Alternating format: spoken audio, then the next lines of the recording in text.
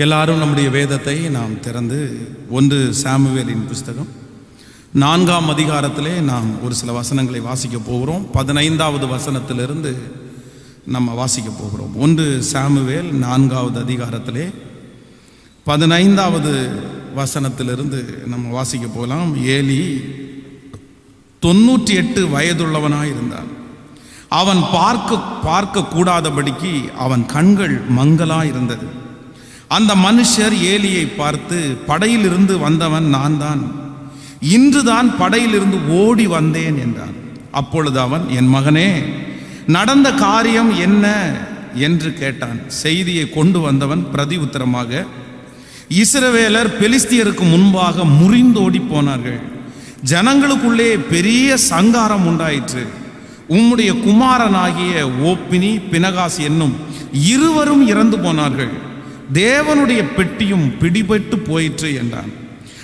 அவன் தேவனுடைய பெட்டியை குறித்து சொன்ன உடனே ஏலி ஆசனத்திலிருந்து வாசல் பக்கமாய் மல்லாக்க விழுந்தான். அவன் கிழவனும் ஸ்தூலித்தவனுமாய் இருந்தபடினால் அவன் பிடரி முறிந்து செத்து போனான்.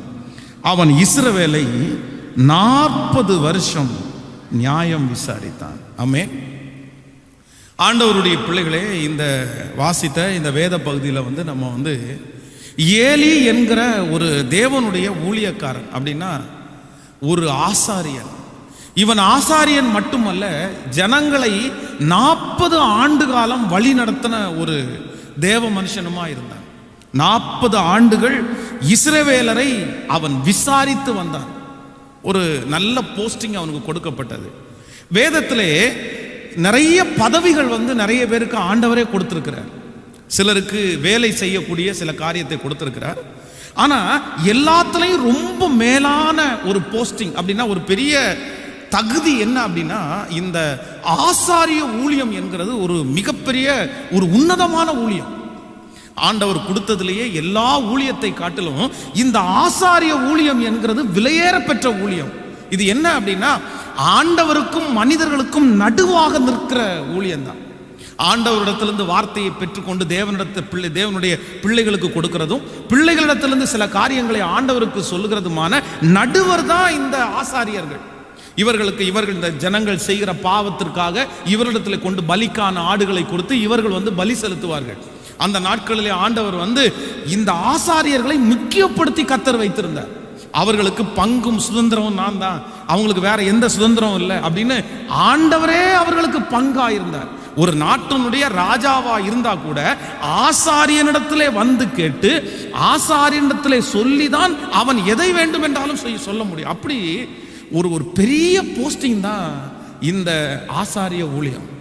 ஆனா வேதம் சொல்லுகிறது, ஆசாரிய ஊழியம் செய்த நிறைய பேர் ஆசீர்வதிக்கப்பட்டாலும் இந்த ஏலி தன்னுடைய வாழ்க்கையிலே இந்த ஆசாரிய ஊழியத்தை, நான் சொல்றேன், அவன் 40 வருஷம் செஞ்சாலும் அவனுடைய முடிவு இல்லை என்றால் அவனுடைய குடும்பம், அவனுடைய வாழ்க்கை, அது ஒண்ணுமே இல்லாம இருந்துச்சு.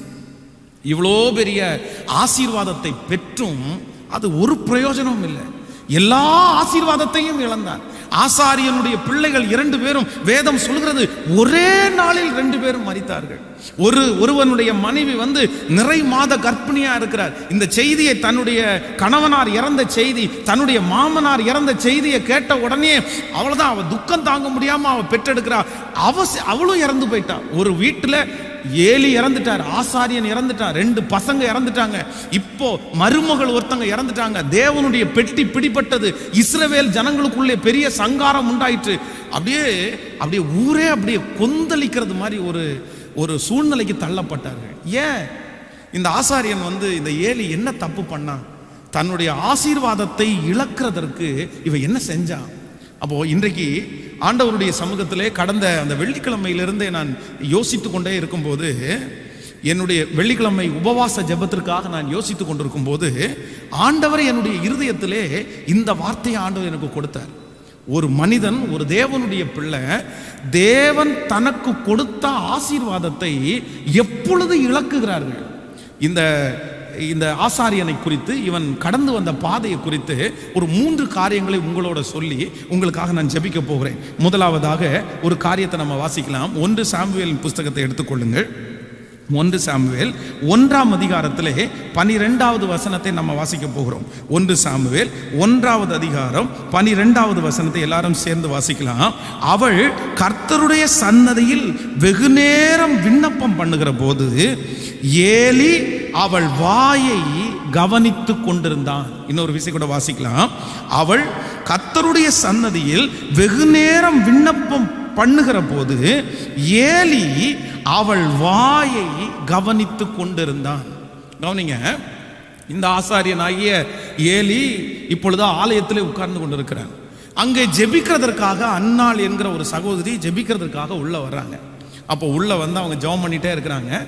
ஜெபம் பண்ணிட்டே இருக்கும்போது ஒரு ஊழியக்காரனாய் இருக்கிறவன், ஒரு ஆசாரியனாய் இருக்கிறவன் வந்து அங்க ஜெபம் பண்ண வந்திருக்கிற அந்த அம்மாவுடைய வாய், வேதம் சொல்லுகிறது, வாயே பார்த்துட்டு இருக்கிறான். அப்படின்னா நான் என்ன நினைக்கிறேன்னா, அவங்க வாயை பார்க்கறது எதுக்காக அப்படின்னா, இவங்க வந்து என்ன சொல்லிட்டு இருக்கிறாங்க, என்ன பேசுறாங்க, சரி என்னத்தை தான் ஆண்டவரத்தில் சொல்றாங்க, இவளுக்கு என்னதான் பிரச்சனை இருக்குது அப்படின்னு ஒருவேளை இவர் நினைத்திருக்கலாம்.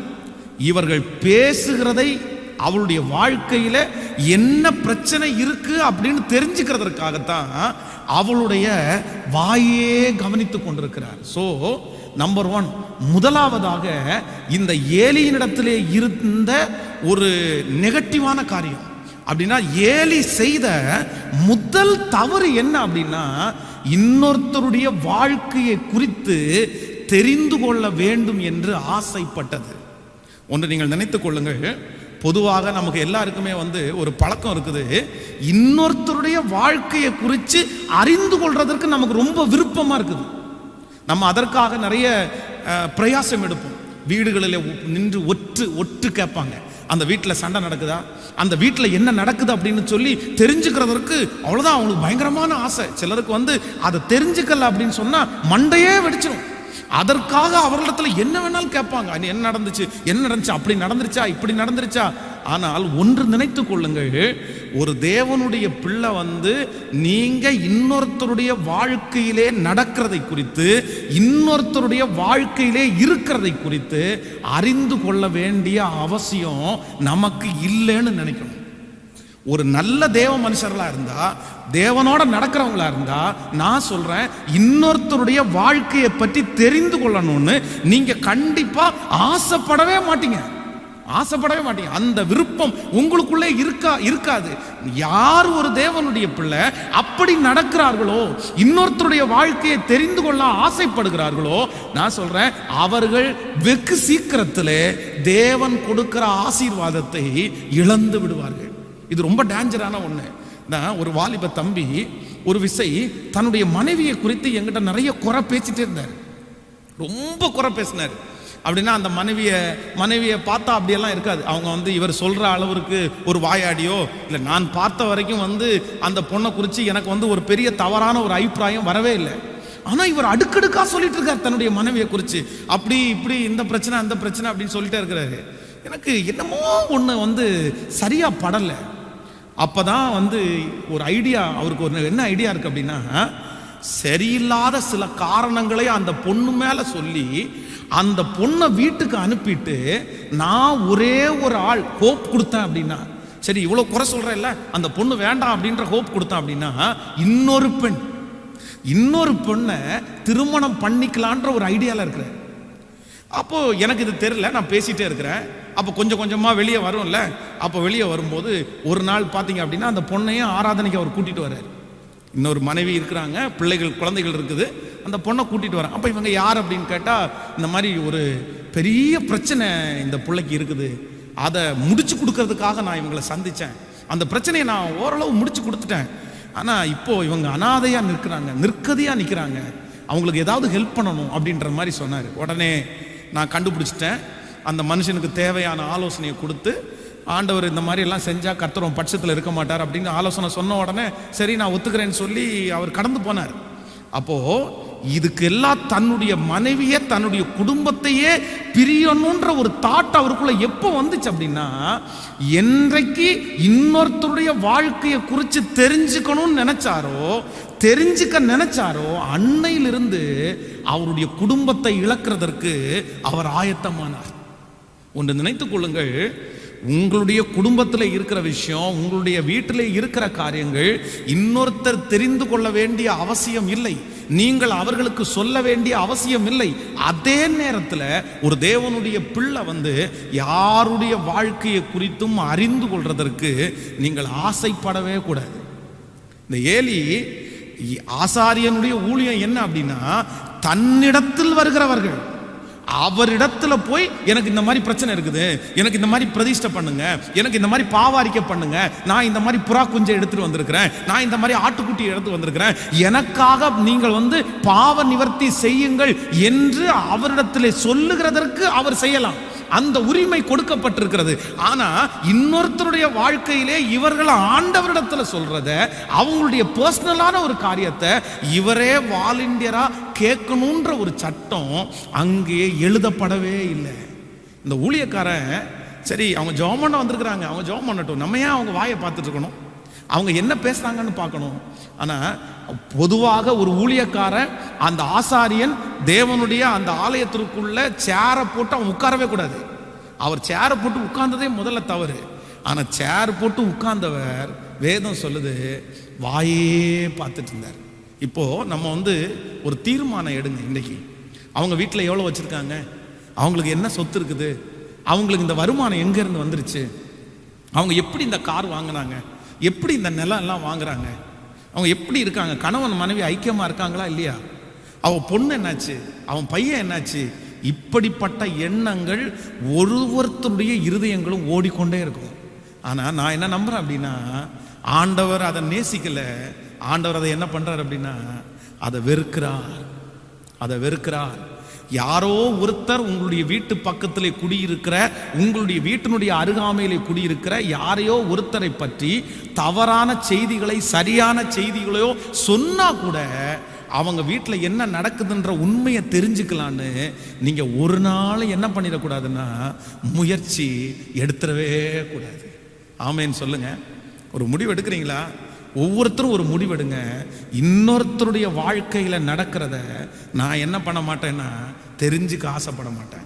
அதனால தான் ஆண்டவர் சொல்லுகிறாரு, சிநேகிதனே, சகோதரனே, முன்பு உன்னுடைய கண்ணிலே இருக்கிற உத்திரத்தை எடுத்துப்பார், அதற்கு பிறகு அடுத்தவன் கண்ணிலே இருக்கிற துரும்பை நிற்பார்.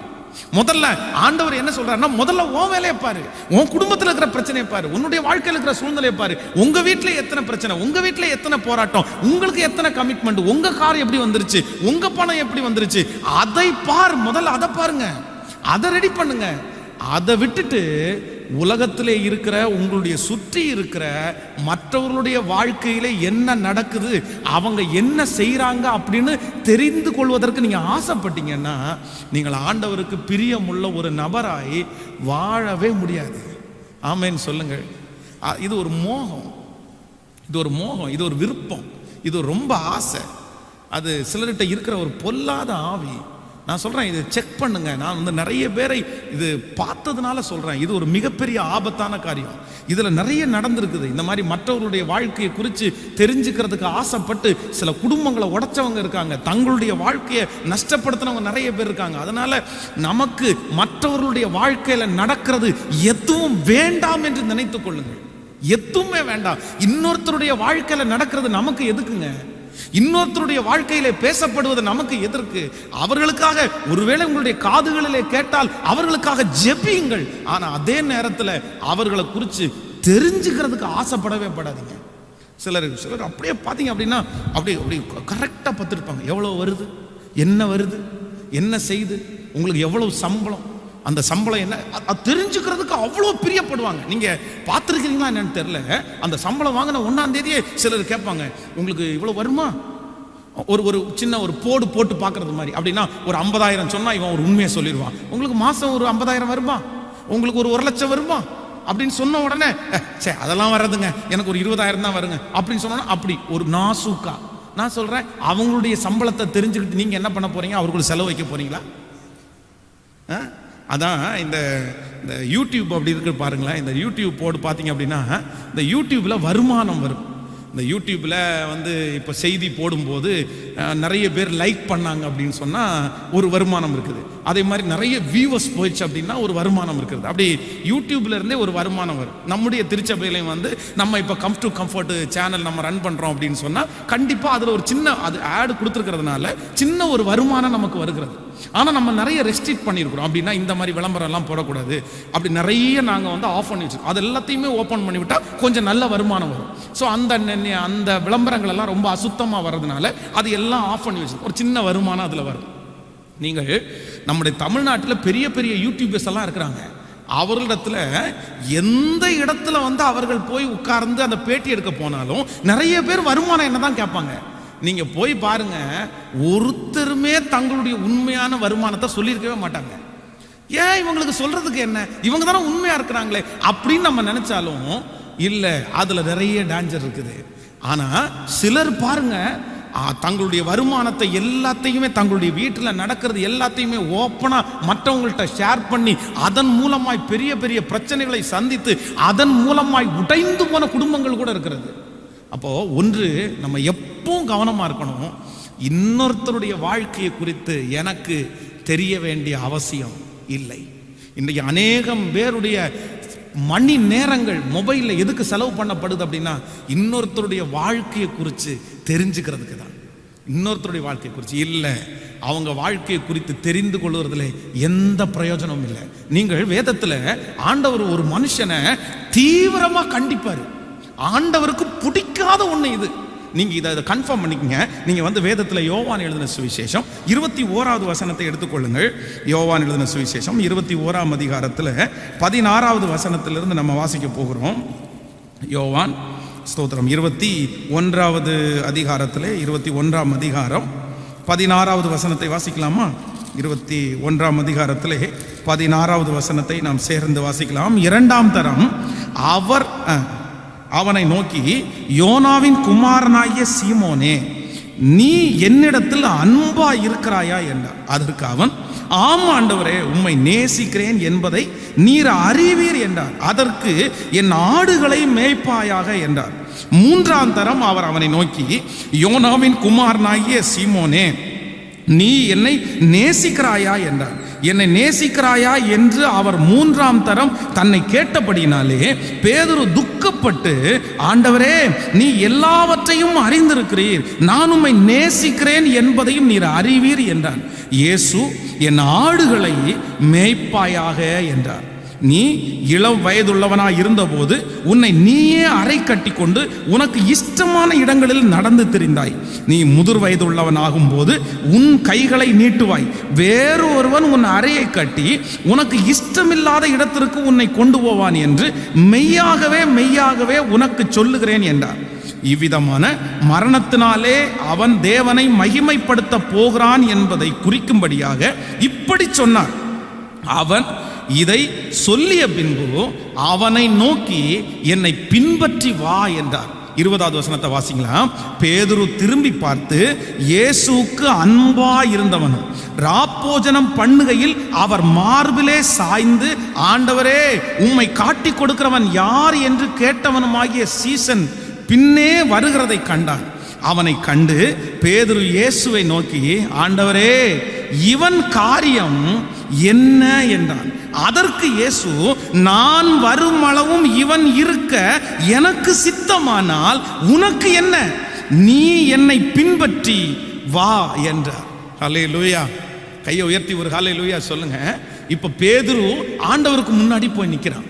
ஆண்டவருக்கு முன்னாடி போய் நிற்கும் போது அவனுடைய மனசு என்ன எதிர்பார்க்கிறதுன்னா, என் எதிர்காலம் என்ன, என் எதிர்காலம் என்ன, என் வாழ்க்கையை குறித்து என்ன ஆண்டவரை வச்சிருக்கிறீங்க அப்படின்னு போய் நிற்கும் போது ஆண்டவர் அதை மாதிரியே கேட்கிறார். நீ என்னை நேசிக்கிறாயா? உடனே ஆண்டவர் நேசிக்கிறேன் 3 டைம் கேட்ட உடனே அவனுடைய எதிர்காலம் முழுக்க முழுக்க ஆண்டவர் புட்டு புட்டு வச்சாரு. நீ இப்படிதான்டா இருக்க போற, உன் எதிர்காலம் இப்படிதான் இருக்க போகுது, உன்னுடைய கடைசி நாட்கள் இப்படிதான் இருக்க போகுது, எல்லாம் தன்னை குறித்து அறிந்து கொண்டான். இப்போ தன்னை குறித்து எனக்கு இதுதான், என்னுடைய எதிர்காலம் இதுதான், என் வாழ்க்கை இதுதான் அப்படின்னு அறிஞ்சுக்கிட்டதுக்கு அவனுக்கு சந்தோஷம். இப்போ இவனுக்கு ஒரே கியூரியாசிட்டி என்ன அப்படின்னா, என்னை பற்றி சொல்லிட்டாரு, ஒருத்தன் என்னை விட உங்களை நேசிக்கிறவன் இருக்கிறான். அதுவும் ஸ்பெசிஃபிக்கா எழுதப்படுகிறது, ராப்போஜனம் பண்ணுகையில் அவருடைய மார்பிலே சாய்ந்து கொண்டு உம்மை காட்டி கொடுக்கிறவன் யார் ஆண்டவரே அப்படின்னு கேட்ட யோவான். ஆண்டவரே, என் கதையெல்லாம் சொல்லிட்டீங்க, என் வாழ்க்கையை குறிச்செல்லாம் சொல்லிட்டீங்க, இதோ இருக்கிறானே உங்க மார்பிலை சாய்ந்தவன், அவனுடைய வாழ்க்கை என்ன, அவனுடைய எதிர்காலம் என்ன, அவன் என்ன செய்ய போறான். உடனே ஆண்டவர் ரொம்ப கோபமா, நீங்க நினைக்கிற மாதிரி சாப்பிட்டா அப்படியே நான் இருக்கிற வரைக்கும் வருகிற வரைக்கும் இவன் இருந்தால் உனக்கு என்ன அப்படின்னு எல்லாம் கேட்கல, ஸ்ட்ராங்கா சொல்லியிருப்பாரு. இந்த அந்த வசனத்தை வாசிக்கும் போதே தெரியும். அவனை அதற்கு இயேசு, நான் வரும் அளவும் இவன் இருக்க எனக்கு சித்தமானால் உனக்கு என்ன, நீ என்னை பின்பற்றி வா அப்படின்னா அவன் ஆண்டவர் அவனுக்கு ஒரு பதிலும் சொல்லலை. அவன் எதிர்காலம் என்னன்னு உனக்கு சொல்ல வேண்டிய அவசியம் இல்லை. நான் இருக்கிற வரைக்கும் இவன் இருக்கணும் அப்படின்னு நான் நினைச்சா உனக்கு என்னடா, உன்கிட்ட என்ன சொன்ன, நீ என்ன பின்பற்றி வா, அவ்வளவுதான், நீ என்ன பின்பற்றி வா. அப்போ இன்னொருத்தருடைய வாழ்க்கையை குறித்து, ஒரு சீசனை குறித்து இன்னொரு சீதன் தெரிஞ்சுக்கணும்னு ஆசைப்படுறத கூட ஆண்டவர் என்ன பண்ணலைன்னா விரும்பவே இல்லை. நம்முடைய ஆண்டவரிடத்தில் இருக்கிற ஒரு மிகப்பெரிய சக்தி என்ன அப்படின்னா, ஒருத்தரை குறித்து இன்னொருத்தருக்கு சொல்லவே மாட்டார். ஆமேன்னு சொல்லுங்கள். ஆனால் நம்மளை குறித்து மட்டும் ஆண்டவர் அடுத்தவனுக்கு சொல்லியிருந்தாருன்னா நம்ம நிறைய பேர் சர்ச்சுக்குள்ளே வந்திருக்கவே முடியாது, நம்ம இந்த உலகத்தில் வாழ்ந்திருக்கவே முடியாது. ஆண்டவர் நம்ம மேலே வச்சிருக்கிற பெரிய அன்பு என்ன அப்படின்னா, நம்மை குறித்து யார்கிட்டையும் ஆண்டவர் சொல்லலாம் மறைக்கிற. அதனால தான் நம்ம கையை தூக்கி ஆராதிக்கிறோம், அதனால தான் இந்த பைபிளை தூக்குறோம், அதனால தான் ஆண்டவருடைய புள்ளேன்னு சொல்கிறோம். இல்லை அப்படின்னா இந்த உலகத்தில் இருக்கிற ஒரு நாய் கூட நம்மளை மதிக்காது. அப்போ ஆண்டவர் எதை வெறுக்கிறார் அப்படின்னா, இன்னொருத்தருடைய வாழ்க்கையை குறித்து நீங்கள் அறிந்து கொள்ள நினைக்கிறதை கர்த்தர் வெறுக்கிறார். ஆமேன்னு சொல்லுவோம். ஒரு ஊழியக்காரனுக்கே ஆண்டவர் இப்படி ஸ்டிக் பண்ணுவார்னா, ஒரு ஜனங்கள் விசுவாச மக்களாக இருக்கிற நீங்க ஒரு முயற்சி எடுத்து பாருங்க. இன்னையிலிருந்து ஒரு தீர்மானம் தயவு செய்து எடுங்க.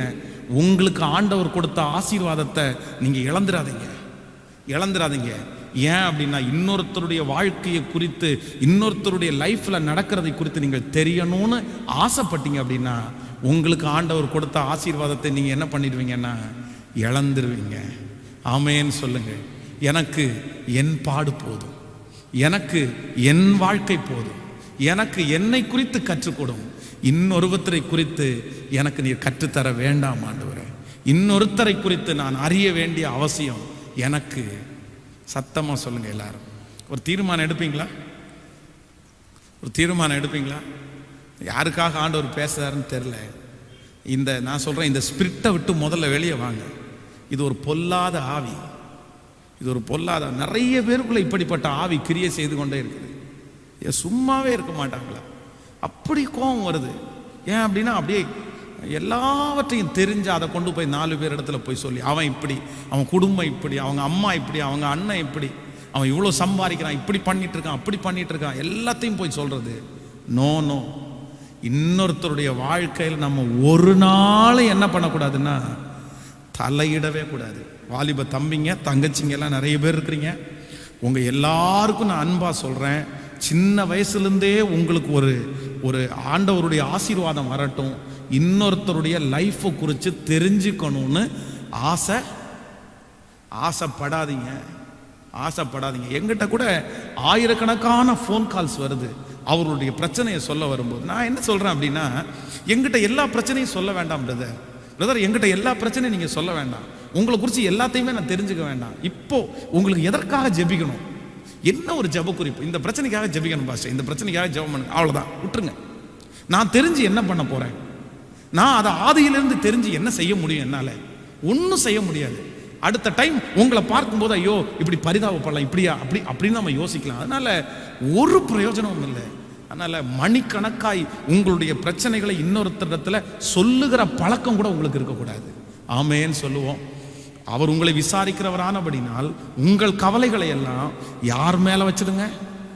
கேட்கல, வருத்தப்பட்டு பாரம் சுமக்கிறவர்களே, நீங்கள் எல்லாரும் என்னிடத்தில் வாருங்கள், அப்பொழுது நான் உங்களுக்கு இளைப்பாறுதல் தருவேன். அப்போ உங்களுடைய பிரச்சனை, உங்களுடைய போராட்டத்தில் இன்னொருத்தரிடத்துல கொட்டுறதுக்கு ஆண்டவர் சொல்லல, இன்னொருத்தரிடத்துல சொல்றதுக்கு சொல்லல.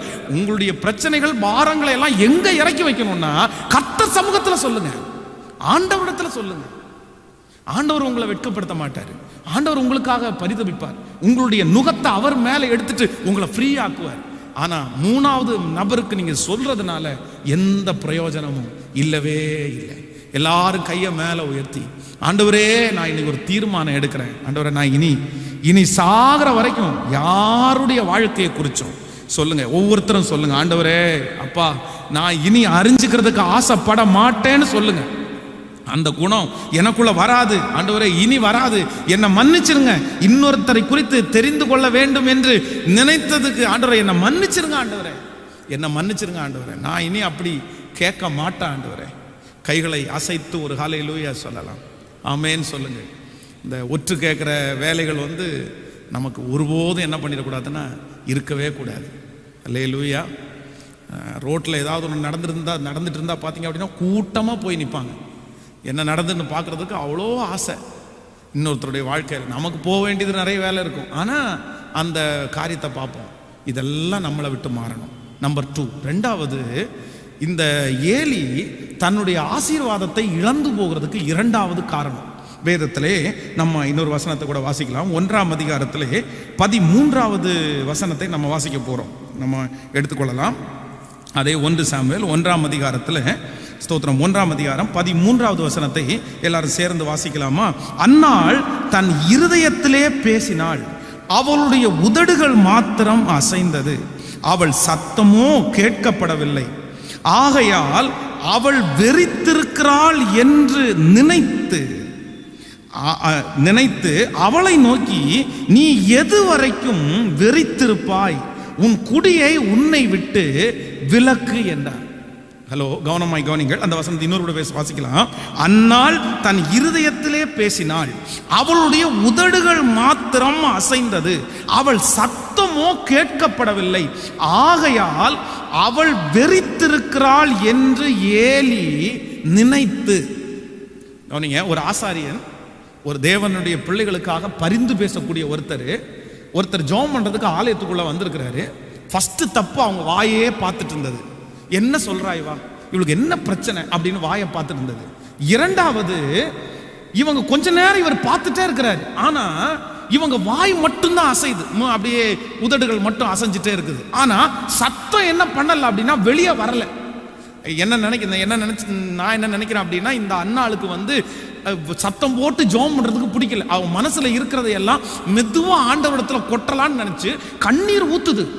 அதான் அவளுடைய இருதயத்தை உடைச்சு அப்படியே ஊத்திட்டாங்க. ஆனா நம்ம பிரச்சனையை யாரும் கேட்க வேண்டாம், கர்த்தர் மட்டும் கேட்டா போதும் அப்படின்னு சொல்லி அப்படியே ஜெபம் பண்ணிட்டு இருக்கும் போது இவர் கொஞ்ச நேரம் பார்க்கிறாரு, வாய் மட்டும் அசைஞ்சிட்டே இருக்குது. இவர் கெஸ் பண்ணிட்டாரு, இவர் ஒரு முடிவு பண்ணிட்டாரு. என்ன முடிவு பண்ணிட்டாரு அப்படின்னா, இவங்க விரிச்சிருக்கிறாங்க, இவங்க தண்ணி அடிச்சிருக்காங்க, இவங்க போதையில இருக்கிறாங்க. அதான் அன்னைக்கு ஆலயம் கூடுகிற நாள், எல்லாம் சொந்தக்காரங்களோட வந்திருப்பாங்க. அங்க பெரிய கோலாகோலமான பண்டிகை நடந்துட்டு இருக்குது. பண்டிகை, ஆண்டவருக்கு பண்டிகை கொண்டாடுறேன் அப்படின்ற பேர் வழியில நிறைய பேர் அவங்க தவறான விதத்துல நிறைய காரியத்தை செஞ்சுட்டு இருக்காங்க. அப்படி அதை மனசுல நினைச்சிட்டு உண்மையா அழுது ஜெபம் பண்ண வந்த இந்த அன்னாளை பார்த்து ஏலி என்ன பண்றாருன்னா, இவள் வெறித்திருக்கிறாள் என்று ஒரு தவறான முடிவிற்கு வந்துட்டாரு. கவனிங்க, நம்பர் 2, இரண்டாவதாக உங்களுக்கு இந்த ஏலி தன்னுடைய ஆசீர்வாதத்தை இழக்கிறதற்கு காரணம் என்ன அப்படின்னா, தவறான கணிப்பு தான் காரணம். தவறான கணிப்பு. நீங்க ரொம்ப ஜாக்கிரதையா இருக்கணும். இன்னைக்கு இருக்கிற இந்த காலகட்டத்தில் யாரையுமே நம்ம என்ன பண்ணிடக்கூடாதுன்னா, தவறாய் கணித்து விடக்கூடாது. இந்த தவறாய் மனுஷர்களை தவறாய் கணிப்பது என்கிறது மிக டேஞ்சரான ஒண்ணு. நான் சொல்றேன், நிறைய குடும்பத்திலே கணவன் மனைவிக்குள்ள பிரிவினை, கணவன் மனைவிக்குள்ள சந்தேகம், இது எல்லாம் எங்க எழும்புது அப்படின்னா வேற எதுவுமே இல்லைங்க. ஏதோ ஒண்ணு நடக்கிறத வச்சுட்டு அவ்வளவுதான் அவங்க பேர்ல ஒரு தவறான கணிப்பை கணிச்சிடுறாங்க. அதுவே ஒரு பெரிய புயலாய் மாறுகிறது. நான் ஒரு சம்பவத்தை உங்களுக்கு சொல்றேன். ஒரு கணவன் மனைவி இரவிலே 12 மணிக்கு அவர் டிரைவிங் வேலையை முடிச்சுட்டு வீட்டுக்கு வர்றாரு. வீட்டுக்கு அவர் எப்பவுமே 12 மணிக்கு குளிச்சுட்டு அவர் படுத்து தூங்குறது வழக்கம். கரெக்டாக 12 மணிக்கு வீட்டுக்குள்ள வர்றாரு. 12 மணிக்கு செல்போன் அடிக்குது, மனைவியினுடைய செல்போன் அடிக்குது. அடிச்ச அடுத்த நிமிஷத்துல இவங்க என்ன பண்ணிடுறாங்க அப்படின்னு சொன்னா, இவர் தப்பா நினைச்சிருவாரோன்னு நினைச்சு அந்த செல்போனை இவங்க ஆஃப் பண்றாங்க. ஆஃப் பண்ணிட்டு இவர் வெளியே வர்றாரு. வெளியே வந்த உடனே என்ன போன் ஏதாவது வந்துச்சா அப்படின்னு கேட்ட உடனே இவங்க என்ன பண்ணிடுறாங்கன்னா, தெரியாம ஒரு பொய்யும் சொல்லிடுறாங்க. இல்ல அது ஏதோ ரிங்டோன் மாதிரி அடிச்சிருச்சு அப்படின்னு சொல்லி ஒரு பொய்யும் சொல்லிடுறாங்க. ஆனா இவருடைய மனசு தாங்கவே இல்லை. இப்ப யாருமே தவறானவர்கள் கிடையாது, இவரும் நினைக்கிறது தப்புன்னு சொல்ல முடியாது. நைட்டு 12 மணிக்கு அவர் வேலையை முடிச்சு டெய்லி வர்றாரு. வர்ற நேரத்தில் ஒரு நாளில் நைட்டு 12 மணிக்கு ஃபோன் அடிக்குது. அந்த அடிக்கிற ஃபோனை இல்லைன்னு சொல்கிறாங்களேன்னு சொல்லி அடுத்த நாள் காலையில் அந்த ஃபோனை எடுத்து செக் பண்ணுறாரு. அந்த ஃபோனில் ஒரு நம்பர் வந்திருக்குது. அந்த நம்பருக்கு கால் பண்ணுறாரு. கால் பண்ணால் இந்த சிஸ்டருடைய அக்கா பையன் பேசுகிறார். உடனே என்னடா அக்கா பையன் பேசி இருக்கிறான், இதை இவ ஏன் என்கிட்ட மறைக்கணும் அப்படின்னு இவருடைய உள்ளுக்குள்ள அப்படியே புழுங்கிட்டே இருக்குது. அதான் ஜென்ஸ் சில நேரத்தில் ஓப்பனா வெளியே பேச மாட்டாங்கல்ல, ஒவ்வொன்றையும் கோபமா வெளிப்படுத்திட்டு இருக்காரு. உடைக்கிறாரு, பிடிக்கிறாரு, இவங்களை திட்டுறாரு. இவங்களுக்கு ஒண்ணுமே தெரியல. இவர் அவர்கள் மேல ஒரு தப்பா நினைச்சு இவளுக்கு ஏதோ ஒரு பிரச்சனை இருக்குது, ஏதோ ஒரு தவறு பண்றா அப்படின்னு சொல்லி இவங்களை ரொம்ப வித்தியாசமாய் ட்ரீட் பண்ணி கடைசியில் ஒரு நாள் அவங்க ரொம்ப சிக்காகி அவங்களுடைய சுகர் ரொம்ப ஹெவியா போய் மரணம் அடைகிற சூழ்நிலையில வரும்போது, ஏன் இந்த மாதிரி பிரச்சனை, உனக்கு ஏன் இந்த மாதிரி சுகர் ஏறி இருக்குது அப்படின்னு டாக்டர் கேட்கும்போது, இல்லை என் கணவனார் கொஞ்ச நாளாக என் மேலே ரொம்ப கோவப்படுறாரு, என்னன்னே தெரில அப்படின்னு சொல்லி அவங்க சொன்ன உடனே அந்த டாக்டர் போய் கணவனாரத்தில் போய், நீங்கள் கோவப்படுறதுனால தான் அவங்க சிக்கா இருக்காங்க, நீங்கள் எதுக்கு கோவப்படுறீங்க, உங்கள் மனைவிட்ட நீங்கள் போய் பேசுங்க அப்படின்னு சொன்ன உடனே இவர் அப்போ தான் ஓப்பனாக சொல்கிறார், இந்த மாதிரி நீ அன்னைக்கு ஃபோன் வந்ததை ஏன் மறைச்ச அப்படின்னு கேட்கும்போது அவங்க என்ன சொல்கிறாங்க அப்படின்னா, அது எங்க அக்கா பையன், நீங்க எதுக்கு அப்படி சந்தேகப்பட்டீங்க, நமக்கு ஒரு வயசு புள்ள நம்ம வீட்டில் இருக்கிறா, நம்ம புள்ள அவனுக்கு நம்ம இந்த செல்லுல இருந்து SMS அனுப்பி இருக்கிறா, அனுப்பி அவ 2-3 நாள் பேசிட்டே இருந்திருக்கிறா, நான் பார்த்து கண்டுபிடிச்சு அவளை திட்டி அவளை சத்தம் போட்டு இனி வரக்கூடாதுன்னு சொன்னேன். அன்னைக்கு அந்த பையன் அதற்காக தான் கால் பண்ணியிருக்கிறான். சரி பிள்ளைய உங்களிடத்துல போட்டு கொடுத்தா நீங்க நைட்ல காலையிலேருந்து போயிட்டு நைட்டு வர்றீங்க, உங்களுக்கு ஏன் டென்ஷன் படுத்தணும், நீங்க அவளை நான் பார்த்துக்கிறேன், நான் அவளை கரெக்ட் பண்ணி அவளை கொண்டு வரலாம் அப்படின்னு சொல்லிட்டு அவளை கரெக்ட் பண்ணிட்டேன், நான் ஒரு தப்பும் இதுல யாருமே பண்ணல. அதற்கு பிறகு அந்த மனைவி அவங்கள புரிய வச்சாங்க. அதுவும் ஏதோ ஆண்டவருடைய பிள்ளைகளா இருந்ததுனால அந்த குடும்பம் ஒன்று சேர்ந்து வாழ்ந்துருச்சு. இல்லை அப்படின்னா இந்த தவறான கணிப்பு அந்த குடும்பத்தை ஒன்றும் இல்லாமல் போக பண்ணும். ரொம்ப ஜாக்கிரதையா இருக்கணும் ஆண்டவருடைய பிள்ளைகளே. பிள்ளைகளை கூட இன்னைக்கு இருக்கிற பிள்ளைகள் கூட நிறைய பேர் பொய் சொல்றதே இல்லை. இன்னைக்கு இருக்கிற பிள்ளைங்க உண்மைன்னு சொல்லிடுறாங்க. மோஸ்ட்லி நிறைய பிள்ளைங்க அப்படி சொல்லிடுறாங்க, நான் அது மறைக்கிறது இல்லை, நான் தப்புனா தப்பு, நான் இப்படி போனேன் அப்படின்னு. ஆனால் ஒரு தவறான கணிப்பை ஒரு பிள்ளைகளுக்குள்ள கொண்டு ஐயோ இது ஒரு சாட்சி அல்ல, பலதை நான் சொல்ல முடியும். சில பேரண்ட்ஸ் தன்னுடைய பிள்ளைகளை தப்பா நினைச்சு, நீ அப்படிதான், நீ தப்பானவதான், நீ அவங்க கூட அப்படி போயிட்ட, இவங்க கூட இப்படி போயிட்ட, நீ இப்படியெல்லாம் பண்ண அப்படியெல்லாம் பண்ண அப்படின்னு அவங்க பேர்ல சொல்லாத ஒன்ன கணிப்புனால இவங்க சொல்லி கடைசியில நான் தான் ஒண்ணுமே செய்யாம இப்படி போட்ட கெட்ட பேர் வாங்கிட்டேனே, ஒண்ணுமே செய்யாம என்ன இப்படி திட்டுறீங்களே, நான் செஞ்சா என்ன அப்படின்னு சொல்லி தங்களுடைய வாழ்க்கையை வீணடித்த எத்தனையோ பிள்ளைகள் தெரியும் எனக்கு. ஸோ வி கேர்ஃபுல்லா இருக்கணும். நம்ம என்னன்னா, உங்களுடைய கணிப்பு முக்கியம். ஒரு நபர் உங்களிடத்துல பேச வரும்போது நீங்கள் கணிக்கணும். உங்க மனைவி உங்களுக்கு கணிக்க தெரியணும், உங்க கணவனார் உங்களுக்கு கணிக்க தெரியணும், உங்க பிள்ளைகளை உங்களுக்கு கணிக்க தெரியணும். இது ஒரு ஸ்பெஷல் ஸ்பிரிட், இது ஒரு அபிஷேகம், மற்றவங்களை கணிக்கிறது. அவ்வளவுதான். நம்மகிட்ட பேச வர்றது இன்னார் என்கிற அறிவு அது நமக்கு அவசியம். ஆனா ஒரு நாள் என்ன பண்ணிடக்கூடாதுன்னா, தப்பா கணிச்சிடக்கூடாது. தவறாக ஒரு மனிதனை நீங்கள் கணிப்பீர்களே ஆனால் பாதிக்கப்படுவது அவர்கள் அல்ல, பாதிக்கப்படுறது யார் தான் அப்படின்னா நம்ம தான். ஒரு ஆசாரியன், எனக்கு ரொம்ப கஷ்டமா இருக்கும் ஆண்டவருடைய பிள்ளைகளே, ஒரு ஆசாரியனுடைய மரணம் வெற்றியான மரணமா இருக்கணும். வேதம் மோசேயை சொல்லுகிறது, மோசே மரணம் அடைகிற காலத்திலே அவனுடைய கண்கள் இருளடையல்ல, அவனுடைய பார்வை அவனுடைய பலனும் குன்றி போகல, அவனுடைய பார்வையும் அற்று போகல. நல்ல ஒரு பராக்கிரமசாலியா ஆண்டவரே அவனை அடக்கம் பண்ணார்னு வேதம் சொல்லுது. ஆனா இந்த ஏலியை குறித்து நீங்க வேதத்துல வாசிக்கும் போது வேதம் சொல்லுது, அவனுடைய 2 கண்களும் பார்வையை இழந்தான். இன்னொரு வசனத்தை வாசிக்கும் போது அவன் ஸ்தூலித்த மனுஷனா இருக்குந்தான்.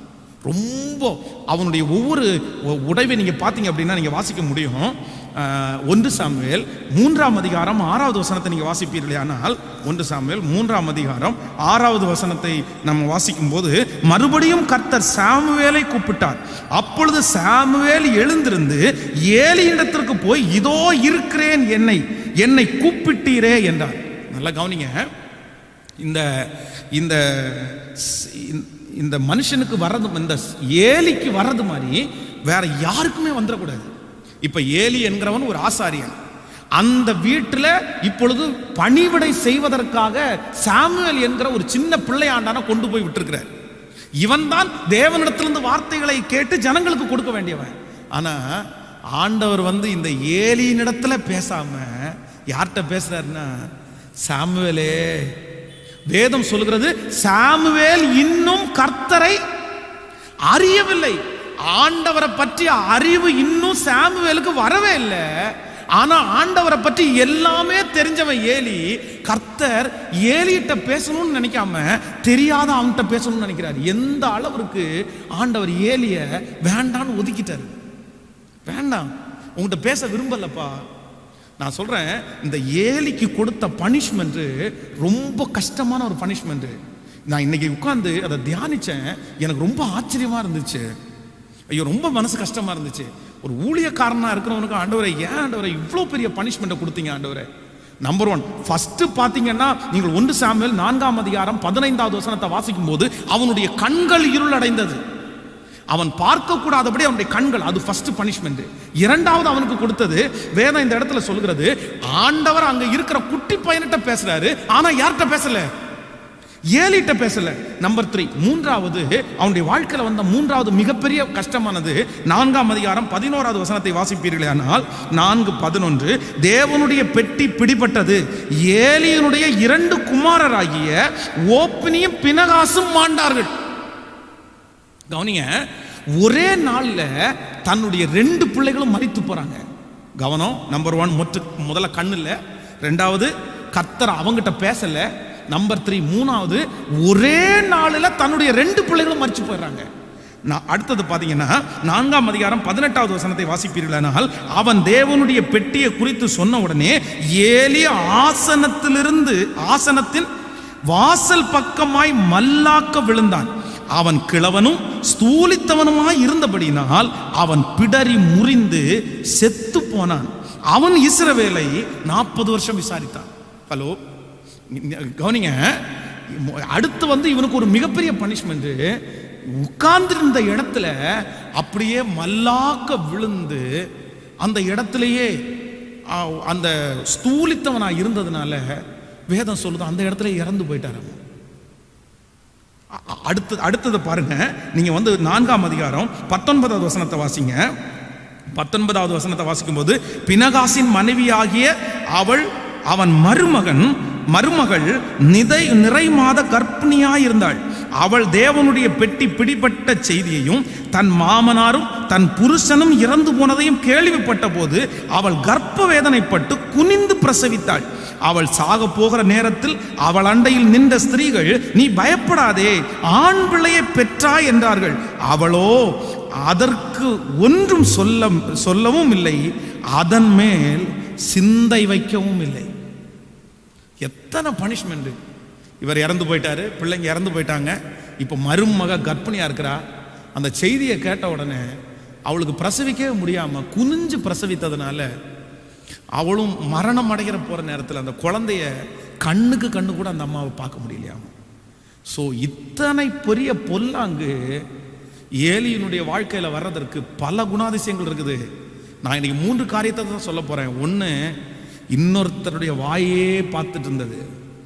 ஆசாரியனுக்கு அந்த வேலை இல்லை, ஆண்டவருடைய பிள்ளைக்கு அந்த வேலை இல்லை. நம்பர் 2, ரெண்டாவது, ஒரு காரியத்தை ஆராய்ந்து அறிகிறதுக்கு முன்னாடி, ஒரு காரியத்தை குறித்து விசாரிக்கிறதுக்கு முன்பாகவே ஒரு தவறான கணிப்பை இவன் கணிச்சதுனால வேதம் சொல்லுது, நான் நம்புறேன் அவன் மேல் கர்த்தர் மிகவும் கோபமானார். அப்போ நமக்கு 2வது ஆண்டவரிடத்துல ஒரு அபிஷேகத்தை கேட்கணும். நான் யாரையும் என்ன பண்ணிடக்கூடாது, சொல்லுங்க, தப்பா கணிச்சிடக்கூடாது. சிலவங்க வந்து அவங்க ட்ரெஸ்ஸை பார்த்த உடனே அவங்க கெட்டவங்க அப்படின்னு முடிவு பண்ணிக்குவாங்க. அவங்களுடைய முகத்தை பார்த்த உடனே அவங்க கெட்டவங்கன்னு முடிவு பண்ணிக்குவாங்க. எப்படி அது? கெட்டவங்கன்னு மனசுக்குள்ள முடிவு பண்ணாத கூட பரவாயில்ல, ஆனா இன்னொருத்தட்ட கூட போய் சொல்லுவாங்க பாருங்களேன், கண்டிப்பா அவங்க கெட்டவங்களா தான் இருப்பாங்க. கண்டிப்பா அப்படிதான் இருக்கும். நான் சொல்றேன், எப்படி ஒரு தேவனுடைய பிள்ளைனால அப்படி துணிகரமா பேச முடியுது? எப்படி துணிகரமா பேச முடியுது? இல்ல, நம்ம அவ்வளவு சீக்கிரம் யாரையுமே என்ன பண்ணிடக்கூடாதுன்னா தவறானவர்களாய் கணிக்கவே கூடாது. நான் என்ன சொல்றேன்னா, நம்ம அப்படி இருக்கிறனால தான் அப்படி தோணுதோ என்ன தெரியல.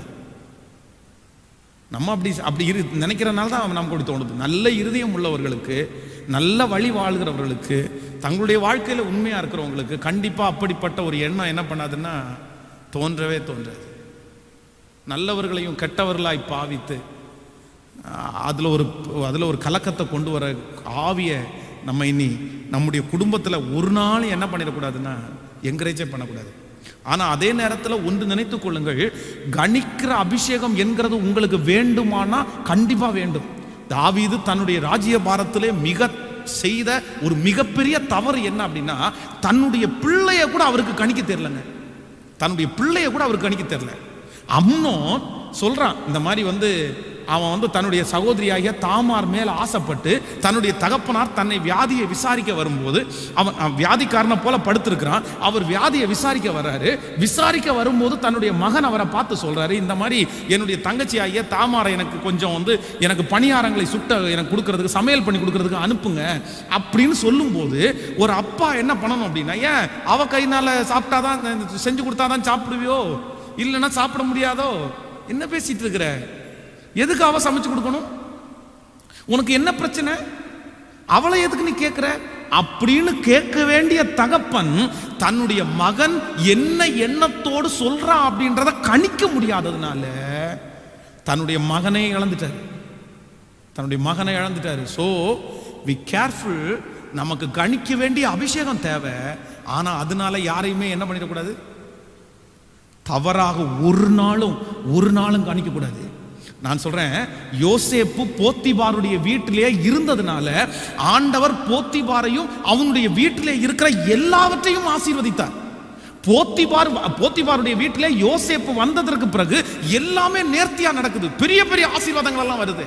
ஆனா அந்த போத்திபாருடைய மனைவி யோசேப்பை ஒரு தவறான ஒரு கணிப்பு கணிக்கிறாங்க. இவனும் எல்லார மாதிரி தான் இருப்பான், இவனும் தப்பு பண்ணுவான் அப்படின்ற அந்த தவறான ஒரே ஒரு கணிப்பு. யோசேப்பு அந்த வீட்டிலிருந்து வெளியே வந்துட்டாரு பாருங்க. யோசேப்பு அந்த வீட்டை விட்டு வெளியே வந்ததுக்கு பிறகு அந்த வீடு திரும்ப எப்படி ஆசீர்வதிக்கப்படும்?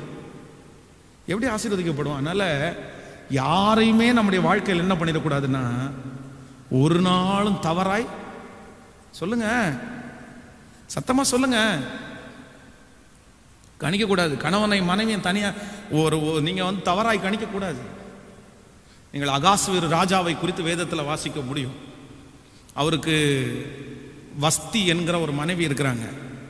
அப்போ இருக்கிற ராஜா, அந்த பிரதானிகள் எல்லாருமே உங்க மனைவியினுடைய அழகை எல்லாரும் பார்த்தா பரவாயில்லையேன்னு சொல்லி கொஞ்சம் சொல்லி விடுறாங்க. உடனே ராஜா என்ன பண்றாரு அப்படின்னா, அவங்க ஆள் அனுப்பி விடுறாரு, போயிட்டு அழகா ட்ரெஸ் பண்ணிட்டு வா, உன்னை எல்லாருமே பார்க்கணும் அப்படின்னு நான் விரும்புறேன் அப்படின்னு. ஆனால் இந்த வஸ்தி ரொம்ப நல்ல நேர்த்தியான ஒரு மகள். இல்லை, என்னுடைய அழகை நீங்கள் பார்த்தா போதும், பிரதானிகள் யாரும் பார்க்க வேண்டிய அவசியம் இல்லை, நான் வரமாட்டேன் அப்படின்னு சொல்லி அனுப்புகிறாங்க. வரமாட்டேன்னு சொல்லி அனுப்புன உடனே இவருக்கு பயங்கரமான கோபம் வருது. நான் என்ன சொல்கிறேன், நீ கேட்க மாட்டேங்கிற. சுற்றி இருக்கிற எல்லா பிரதானிகளும் அவர் அப்படி ஸ்க்ரூ பண்ணி விடுறாங்க. இப்பவே இவங்களே உங்களை மதிக்கல அப்படின்னா எங்க மனைவிகளெல்லாம் எங்களை மதிக்க மாட்டாங்க, கண்டிப்பா ராஜா மேன்மையில தான் அவங்களை தள்ளணும் அப்படின்னு சொல்லி இவங்க எல்லாரும் பேசி அந்த அம்மாவை ராணி அந்த பட்டத்திலிருந்து வெளியே தள்ளிட்டாங்க. நீங்கள் வேதத்தில் வாட்சி பாருங்க, அவனுடைய புத்தி தெளிந்ததற்கு பிறகு, அந்த போதை சரியானதுக்கு பிறகு ரொம்ப யோசிக்கிறான். ஒரு நல்ல மனைவியை நம்ம இழந்துட்டோமேன்னு அவன் கஷ்டப்பட்டான். ஏன் அப்படின்னா ஒரு தவறான கணிப்பு. தவறான கணிப்பு உங்களுடைய குடும்பத்தை இழக்க பண்ணிவிடும். தவறான கணிப்பு ஆண்டவர் உங்கள் மேல் கோபத்தை கொண்டு வருவார். அதனால என் நினைவுகள் சரியாக இருக்குமே ஆனால் நான் யாரையும் என்ன பண்ண மாட்டேன்னா அவ்வளவு சீக்கிரமா தப்பா நான் இடப்பட மாட்டேன். அதற்காக வெளுத்ததெல்லாம் பால் அப்படின்னு நீங்க நினைக்கணும் அப்படின்னு நான் சொல்லலை. ஆனா ஒரு மறு உத்தரவு சொல்லுவதற்கு முன்பாக ஒரு காரியத்தை நீங்கள் கணித்து அதனுடைய வார்த்தையை சொல்றதுக்கு முன்னாடி நீங்க கண்டிப்பா என்ன பண்ணணும்னா அதனுடைய பின்னணி என்னன்றத அலசி ஆராயணும். ஹல்லேலூயா. கையை உயர்த்தி ஒரு ஹல்லேலூயா சொல்லுங்க. கைகளை மேலே உயர்த்தி ஆண்டவரிடத்தில் சொல்லுங்க, ஆண்டவரே இனி நான் யாரையும் தவறாய் கணிக்க கூடாது. சொல்லுங்க, முழு பலத்தோட சொல்லுங்க, ஆண்டவரே யாரையும் நான் தப்பா நினைக்க கூடாது. அது அவங்களுடைய வாழ்க்கை, அவங்க வாழட்டும். எனக்கு அப்படிப்பட்ட எண்ணம் வேண்டாம். சொல்லுங்கள், ஒவ்வொருத்தரும் முழு இருதயத்தோட சொல்லுங்க, ஆண்டவரே எனக்கு அப்படி வேண்டாம், ஆண்டவரே வேண்டாம் வேண்டாம். ஆமென். கைகளை அசைத்து ஒரு ஹல்லேலூயா சொல்லுங்கள். ஆமென். நம்புறீங்களா? விசுவாசிக்கிறீர்களா? ஒரு வாலிப பையன் திருமணமாகி குழந்தைகளோடு இருக்கிற பையன் என்கிட்ட சொல்றாரு, எங்க அம்மாவும் எங்க அப்பாவும் எனக்கு செய்வனை வச்சிருக்காங்கன்னு சொல்றாரு. ஹலோ, பெத்த அம்மாவும் அப்பாவும் எனக்கு செய்வனை வச்சிருக்காங்க. நான் சொல்றேன், ஓகே, கண்டிப்பா செய்வனை வைக்கிற அம்மா அப்பா இருக்கலாம். ஏனென்றால் பிள்ளைகள் அந்நிய மார்க்கத்தில் போய் கல்யாணம் பண்ணும்போது சிலருக்கு அந்த கோபம், அந்த எரிச்சலினால தங்களுடைய பிள்ளைகள் செத்து போகட்டும் நினைக்கிறவங்களாம் நானே பார்த்துருக்கிறேன். தங்கள் பிள்ளைகள் உயிரோடு இருக்கக்கூடாது, என்னுடைய மானம் தான் முக்கியம், என்னுடைய ரோசம் தான் முக்கியம், என்னுடைய கௌரவம் தான் முக்கியம், என் கௌரவத்துக்கு மிஞ்சி என் பிள்ளை உயிரோடு இருக்க வேண்டியதில்லை, அப்படியெல்லாம் நினைக்கிற பெற்றோர்கள் இருந்திருக்காங்க. ஆனால் இவன்கிட்ட விசாரித்து பார்க்கும்போது இந்த பிள்ளைகள் வாழ்வதற்காக தங்களுடைய ஜீவனையே பணயம் வைத்தவங்க அவங்க அம்மா அப்பா. இவன் என்ன சொல்றான் அப்படின்னா, எங்க அம்மாவும் எங்க அப்பாவும் சேர்ந்து எனக்கு செய்வனா வச்சிருக்கிறாங்க, அதனால அவங்க மூஞ்சில முழிக்க மாட்டேன், அங்க போக மாட்டேன். எப்படி ஒரு கணிப்பு! எப்படா இதை சொல்ற அப்படின்னு கேட்டா, எங்க வீட்டில் திருநூறு இருந்துச்சு, எங்க வீட்டில் மேலே ஓட்டில் அதை அப்படி பண்ணி வச்சிருந்தாங்க, இதை அப்படி பண்ணி வச்சிருந்தாங்க, எங்க அம்மா போகாம எப்படி போவாங்க? என்ன ஆண்டவருடைய பிள்ளைகள் இல்லை, அதாவது சிலர் பக்கத்து வீட்டுக்காரங்களை சண்டை போட்டு இப்படி. நான் ஒரு பிரச்சனை ஒன்று ரெண்டு இல்லை, எத்தனை கேள்விப்படுறேன் தெரியுமா? பாஸ்டர் என் பக்கத்து வீட்டுக்காரன் எப்படியாவது ஓடணும்னு ஜெபம் பண்ணுங்க. ஏன் அப்படின்னு கேட்டா, ஓயாம எனக்கு செய்வனை வச்சுட்டே இருக்கிறான். அவன் பார்த்தாலே நமக்கு ஒன்றும் இல்லாமல் போயிடுது, அவன் வீட்டு வழி நடந்தாலே அப்படி ஆயிடுது, இப்படி ஆயிடுது, அப்படி ஆயிடுது. ஒரு தவறான கணிப்பு, ஒரு தவற. எதுக்கு ஆண்டவருடைய பிள்ளைகளே? இன்னைக்கு இந்த ரோடு முழுக்க இன்னைக்கு டிராஃபிக், இவ்வளோ டிராஃபிக். இந்நேரத்தில் என்ன இவ்வளோ டிராஃபிக்காக இருக்கு அப்படின்னு பார்த்தா, முன்னாடி ஒரு சவ ஊர்வலம் கொண்டு போயிட்டு இருக்காங்க. ஒரு கார்காரர் பின்னாடி அடுத்த ரோட்டில் ஏறி அவர் போகலாம், இவர் போகவே மாட்டேங்கிறார். என்னடா இவர் போக மாட்டேங்கிறார், இத்தனை பேர் இவருக்கு பின்னாடி நிற்கிறாங்களேன்னு பார்த்தா, சவ ஊர்வலம் போகும்போது இவர் முன்னாடி போனா இவருக்கு ஆபத்தாம், அதனால பின்னாடி வர்றாரு. அத்தனை பேர் காரன் அடிக்கிறாங்க. நான் நகர மாட்டேப்பா, எனக்கு எதுக்குப்பா வம்பு அப்படின்னு சொல்லி இவர் பின்னாடியே போறாரு. அதுக்கப்புறம் தான் நானே புரிஞ்சுக்கிட்டேன், எனக்கு புரிஞ்சுக்கிறதுக்கு ரொம்ப லேட் ஆயிடுச்சு. அப்போ தவறான கணிப்பு நம்முடைய வாழ்க்கையில ஆபத்துக்களை கொண்டு வரும். ஆமென் சொல்லுங்கள். கைகளை அசைத்து ஒரு ஹல்லேலூயா சொல்லுங்கள். எல்லாரையும் பார்க்கும்போது கெட்டவங்களா இல்லை, நம்ம என்னவங்க தான் பார்க்கணும். அவங்கள அவன் நல்லவங்க, சரி நல்லவங்க, அவங்க என்னமோ ஒன்று, அந்த பார்வையை எடுத்து போடுகிறவர்கள் பாக்கியவான். நம்பர் 3, மூன்றாவதாக இந்த ஏலி தன்னுடைய வாழ்க்கையில இழந்து போறதற்கு காரணம் என்ன அப்படின்றதை குறித்து மூன்றாவது ஒரு காரியத்தை நம்ம தியானிச்சு நம்ம முடிக்க போறோம். 1ஆம் அதிகாரம் 14வது வசனத்தை எடுத்துக்கொள்ளுங்கள். 1 சாமுவேல் 1ஆம் அதிகாரம் 14வது வசனத்தை அவளை நோக்கி, நீ எது வரைக்கும் வெறித்திருப்பாய்? உன் குடியை உன்னை விட்டு விலக்கு என்றான். ஹலோ, எல்லாரும் கவனிங்க. ஃபர்ஸ்ட் இவர் பண்ண மிஸ்டேக் என்ன? ஃபர்ஸ்ட் வாயே பார்த்துட்டு இருந்தது. அப்படின்னா அவருக்கு என்ன பிரச்சனை அப்படின்னு தெரிஞ்சுக்கிட்டு ஆசைப்பட்டது. ரெண்டாவது, ஊழியக்காரனா இருக்கிற ஒரு தேவனுடைய பிள்ளை அவ்வளவு சீக்கிரமா கணிச்சிடக்கூடாது. சரி, அவங்க வாயை திறந்து அப்படி பேசாதனால அவங்க தப்பானவங்க அப்படின்னு அவர் கணிச்சிருக்க கூடாது. ஆனா என்ன பண்ணிட்டார் அப்படின்னா, தப்பானவங்கள கணிச்சிட்டார். சரி, இது கூட ஒரு சைட்ல ஒத்துக்கலான்னு வைங்களேன். மூன்றாவது, இவர் செய்யற ஒரு மிகப்பெரிய தவறு என்ன அப்படின்னா, அவங்க ஒரு நீதிமான், ஒரு தேவனுடைய சமூகத்துல அழுது ஜெபம் பண்ணும்படியாய் வந்திருக்கிறாங்க. இந்த தேவனுடைய ஊழியக்காரனுடைய வாயிலிருந்து நல்ல வார்த்தைகளை தான் எதிர்பார்ப்பார்கள், கெட்ட வார்த்தைகளை எதிர்பார்க்க மாட்டாங்க. ஆனா இவர் பார்த்ததை வச்சு இவர் என்ன பண்றாரு அப்படின்னா, அவளை நோக்கி, நீ எது வரைக்கும் வெறித்திருப்பாய்? உன் குடியை உன்னை விட்டு விலக்கு. வாயில என்ன பண்ணிட்டார் அப்படின்னா, உடனே பதில் சொல்லிட்டார். நம்பர் 3, மூன்றாவது, நீங்க இந்த தப்பை ஒரு நாளும் பண்ணிடக்கூடாது. எந்த காரியம் உங்களுடைய வாழ்க்கையில வந்தாலும் இந்த தடாலடியா பதில் சொல்றாங்க பாருங்களேன், உடனே பதில் சொல்றாங்க பாருங்களேன், உடனே ஒரு முடிவு எடுக்கிறாங்க பாருங்களேன், டக்குன்னு ஒரு தீர்மானம் எடுக்கிறாங்க பாருங்களேன். இவங்க வாழ்க்கையில பாத்தீங்க அப்படின்னா எங்கேயோ ஒரு டைம்ல கண்ணை மூடிட்டு ஒரு ஆபத்து சந்திச்சிருவாங்க. அதுவும் சில காரியத்திற்கு ஒரு நாள்ல முடிவெடுத்துடலாம், சில காரியத்துல மாசங்கள் யோசித்தா முடிவெடுக்கணும். அவ்வளவு சீக்கிரமா முடிவெடுத்த முடியாது. அதுவும் எஸ்பெஷலி நான் சொல்றேன், திருமண வாழ்க்கைக்குள்ள என்ட்ராகும் போது அதனுடைய முடிவை ஒரு வாரத்தில் எடுத்துட முடியாது, 10 நாளில் எடுத்துட முடியாது, ஒரு மாசத்துல எடுத்துட முடியாது. ரொம்ப கேர்ஃபுல். உங்க அவசரத்தை எல்லாத்திலையும் கொண்டு போய் காமிச்சிடக்கூடாது. இன்னைக்கு நிறைய ஆண்டவருடைய பிள்ளைகள் பாடுபடுவதற்கு காரணம் என்ன அப்படின்னா, அவங்களுக்கு எதுவுமே இல்லை, அடுத்த நிமிஷம் பதில் சொல்லிடுவாங்க. நெக்ஸ்ட் டே, அடுத்த உடனே பதில். எஸ்ஸா எஸ், நோவா நோ. கொஞ்சம் டைம் வேணுங்க. இந்த ஏலி செய்த மிகப்பெரிய தவறு, மனசுல நினைச்சது கூட தவறு இல்லை. சரி, ஓகே, மனசுல அவன் பேசிட்டு இருக்கும்போது அப்படி ஒரு எண்ணம் அவருக்கு வந்திருக்கலாம். தனியா கூப்பிட்டு உடனே பதில் சொல்லாம, என்னமாச்சு, என்ன பிரச்சனை, ஏன் இப்படி இருக்கிறீங்க, வாய் மட்டும் உங்களுக்கு என்னமோ மினிங்கிட்டே இருக்குது, ஒன்றும் பதில் சொல்ல மாட்டேங்கிறீங்க, என்ன பேசிட்டு இருக்கிறீங்க அப்படின்னு ஒருவேளை கூப்பிட்டு கேட்டு அதுக்கப்புறம் அவர் பதில் சொல்லியிருந்தாருன்னா அந்த பதில் வெற்றியான பதிலா இருக்கும். இவர் என்ன பண்ற, எடுத்த உடனே தடாலடியா, நீ எவ்வளவு நேரம் தண்ணி அடிச்சுட்டு இப்படி உட்காந்துருப்ப, எவ்வளவு நேரம் உன் குடியை எப்பொழுது உன்னை விட்டு. இந்த அண்ணாள் அம்மா வாரனால போனாங்க. நான் வெள்ளிக்கிழமை ஃபாஸ்டிங் பீரியட் அந்த செய்தியில் சொன்னது மாதிரி நீங்களா இருந்திருந்தீங்க அப்படின்னா அவ்வளோதான், ஒரு உருட்டுக்கட்டை எடுத்துட்டு வந்திருப்பீங்க பாஸ்டர் நேரம். என்ன பேசிட்டு இருக்கிறீங்க?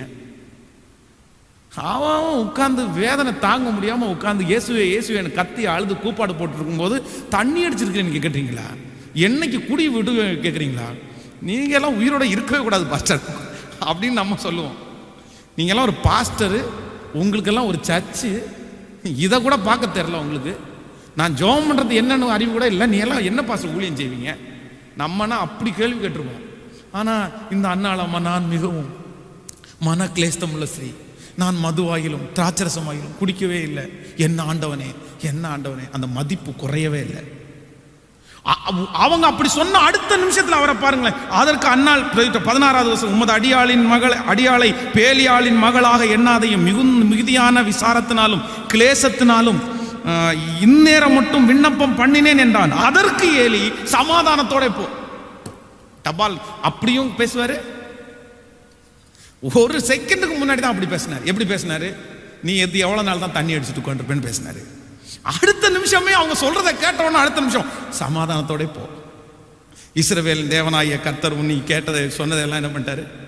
ஸோ இந்த ஏலியின் இடத்துல இருந்த ஒரு ஊழியக்காரனிடத்துல இருந்த நம்பர் 3, மூணாவது மிகப்பெரிய தவறு என்ன அப்படின்னா, உடனே பதில் சொல்வது.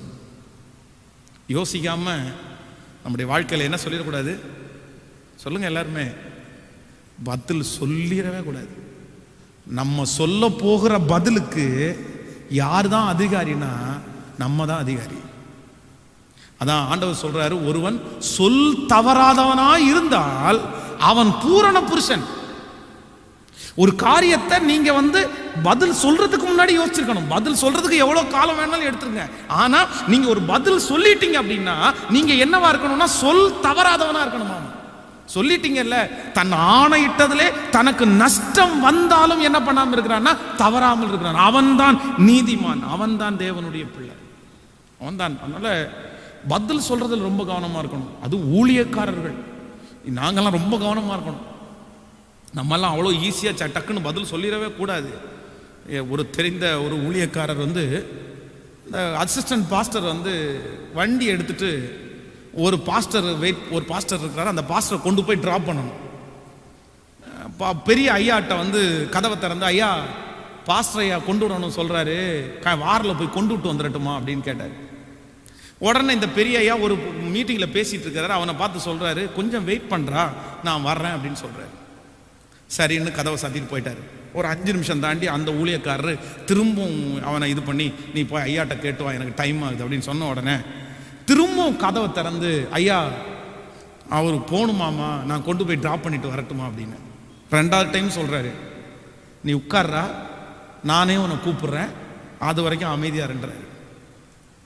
அவர் ஓயாம இவனை எப்படியாவது கேட்டு வாங்கிட்டு வா, எப்படியாவது கார் சாவியை கேட்டு வாங்கிட்டு வா, போகணும், நான் கிளம்புறேன் அப்படின்னு சொல்லி 3வது டைம் ரொம்ப இவனை ரொம்ப கஷ்டப்படுத்தி கேட்டதுனால இவன் என்ன பண்ணிட்டானா 3வது டைம் போய், ஐயா அவர் போகணுமாமா, நான் கொண்டு போய் விடட்டுமான்னு கேட்ட உடனே இவர் என்ன பண்றாருன்னா அந்த சாவியை கையில எடுத்து போட்டு தூக்கி போட்டுட்டு, போ அப்படியே போ, அவ்வளவுதான், அப்படியே போ அப்படின்னு சொல்லிட்டு சாவியை தூக்கி போட்டாரு.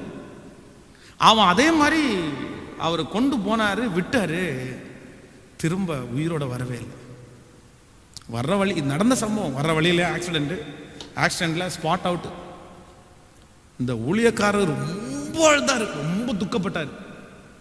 ஆண்டவரே, நான் சொன்னதுனாலேயோ, என்னன்னா சில நேரத்தில் ஒரு சின்ன கீழ்ப்படியாம பெரிய ஆபத்துக்களை கொண்டு வரும். அனனியா சப்பீரா அவருடைய வாழ்க்கையில நம்ம படிச்சு பார்க்கிறோம். அவங்க சொன்னது ஒன்றும் பெரிய பொய் கிடையாது, ஒரு சின்ன பொய். அந்த சின்ன பொய், அதான் சொல்றாங்க ஊழியக்காரங்க, உன்னுடைய கணவனார அடக்கம் பண்ணன அந்த கால்கள் இப்பதான் வந்திருக்குது, இதோ உன்னையும் அவர்கள் கொண்டு போவார்கள், அவ்வளவுதான். அதனால ரொம்ப ஜாக்கிரதையா இருக்கணும் ஆண்டவருடைய பிள்ளைங்க. நல்ல நீங்கள் தவறு செய்து நல்ல தேவ மனிதர்களிடத்திலிருந்து ஒரு நாள் சாபமான வார்த்தைகளை நீங்க சுமந்துடக்கூடாது. ஆனா சிலர் சும்மா சொல்லிட்டு இருப்பாங்க, நான் உன்னை சபிச்சிருப்பேன், நான் உன்னை அப்படி பண்ணிடுவேன், இப்படி பண்ணிடுவேன். அதெல்லாம் நீங்க ஒன்றும் பயப்பட வேண்டாம். சிலருக்கு இதே தான் வேலையாகவும் இருக்குது. நீ இப்படி பண்ணனா நான் சபிச்சுட்டா நீ ஒன்றும் இல்லாமல் போயிடுவேன். சிலர் அப்படி பயந்து அப்படி நடுங்கி, அவ்வளோதான் நாங்கள் ஒன்றும் இல்லாமல் போயிடுவோம். அதெல்லாம் இது பண்ண வேண்டாம். நல்ல ஊழியக்காரர்கள் சபிக்க மாட்டார்கள். அவங்களுடைய வாயிலிருந்து ஆசீர்வாதம் மட்டும்தான் வருமே தவிர சாபம் வராது. இவர் என்னமோ எதேர்ச்சியா அப்படி சொன்னதுனால டக்குன்னு அப்படி நடந்துருச்சு. அதனால நம்முடைய பதில் எப்போ எப்படி இருக்கணும் அப்படின்னா ரொம்ப கவனமா இருக்கணும். ஆமேன் சொல்லுங்கள். கைகளை அசைத்து ஒரு ஹல்லேலூயா சொல்லுங்கள். நீ தேவனுடைய சமூகத்தில் வரும்போது மனம் பதறி ஒரு வார்த்தையும் சொல்லாமல் இரு. டக்குன்னு எடுத்த உடனே சிலருக்கு அப்படியே பதில் சொல்றது. நீங்கள் இன்னொரு வசனத்தை கூட வாசிங்க. யோபுவின் புஸ்தகம் 42வது அதிகாரத்தை எடுத்துக்கொள்ளுங்கள்.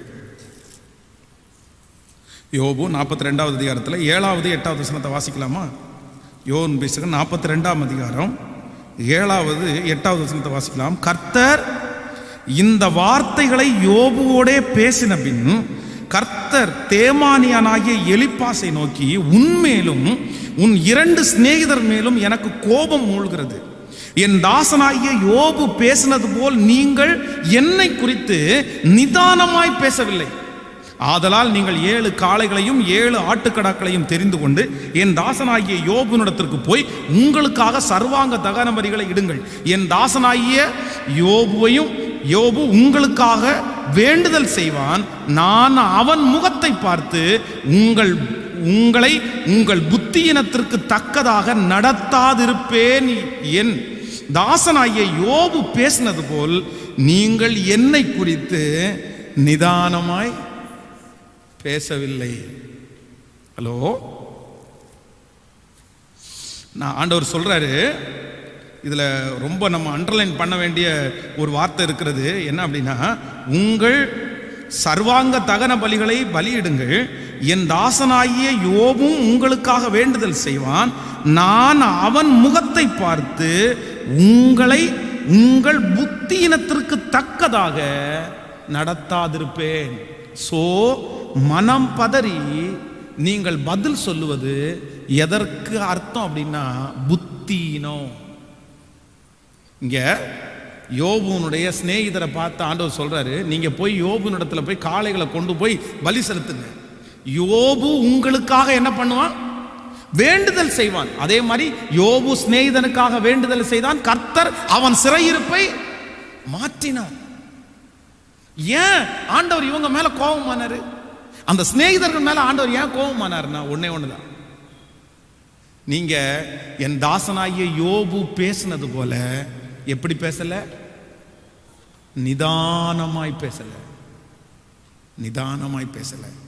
எல்லா இடத்துலையும் நமக்கு மிக தேவையான ஒன்று என்ன அப்படின்னா, ஆண்டவரே என் வாய்க்கு காவல் வையும், என் உதடுகளின் வாசலை காத்துக்கொள்ளும். நான் எப்படி பேசணும்? சத்தமா சொல்லுங்க எல்லாரும். எல்லாரும் சொல்லுங்க. நிதானமா, நிதானமா. அப்ப வேலையை விட்டு நின்றியா அப்படின்னு கேட்ட உடனே நீங்க இல்லைன்னா என்ன எனக்கு வேலை கிடைக்காதா அப்படி சொல்லக்கூடாது. அப்படி சொல்லக்கூடாது. அந்த வேலையை விட்டுட்டு நீங்க வரணும்னா கூட நீங்க எப்படி தான் பேசணும் சொல்லுங்க? நிதானமாய், நிதானமாய். அந்த மாதிரி நிறைய பேர் தங்களுடைய உங்களுடைய சர்டிஃபிகேட் அங்கே இருக்குது, நீங்கள் படித்ததெல்லாம் அங்கே இருக்குது, அவங்கள்ட்ட கோவிச்சுட்டு வந்துட்டோம்னா திரும்பி அவங்கள்ட்ட போய் நம்ம வந்து நிற்க முடியுமா? நம்முடைய காரியங்களெல்லாம் அவங்கள்ட்ட இருக்குது, நம்ம கொஞ்சம் பொறுமையாக தானே போகணும். இல்லை அந்த எதுவுமே இல்லைன்னா கூட அவங்கள எடுத்தறிஞ்சு பேசிட்டு நம்ம வந்துட முடியுமா? நாளைக்கு அவங்களால நமக்கு ஒன்றுமே ஆக வேண்டியது இருக்காதா? அதனால் ஆண்டவரிடத்தில் ஒரு கிருபையை கேளுங்க. ஆண்டவரே, நான் கணிச்சாலும் என்னுடைய வாயின் வார்த்தை எப்படி இருக்கணும் அப்படின்னா நிதானமாய். அல்லேலூயா.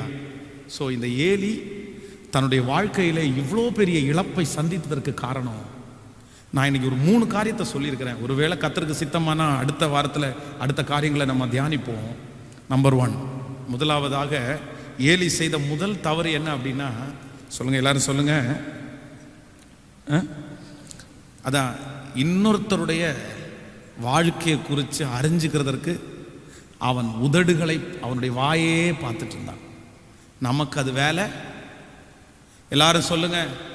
அது எனக்கு வேலை இல்லை, வேலை இல்லை.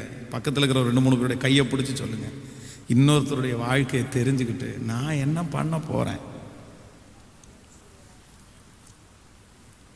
நான் என்ன பண்ண போறேன். ஆமென். எனக்கு அது வேண்டாம், எனக்கு அது வேண்டாம். ஆமென். கூடி கூடி கூடி உட்கார்ந்து பேசக்கூடாது. சர்ச்சுக்கு வந்து பேசக்கூடாது. சர்ச்சுக்கு வந்த உடனே எல்லாம் பேசுறது. நான் சொல்றேன், ஒருத்தருடைய வாழ்க்கையில் ஒரு அளவுக்கு தான் போகணுமே தவிர அதுக்கு மிஞ்சி என்ன பண்ணக்கூடாது, போகவே கூடாது.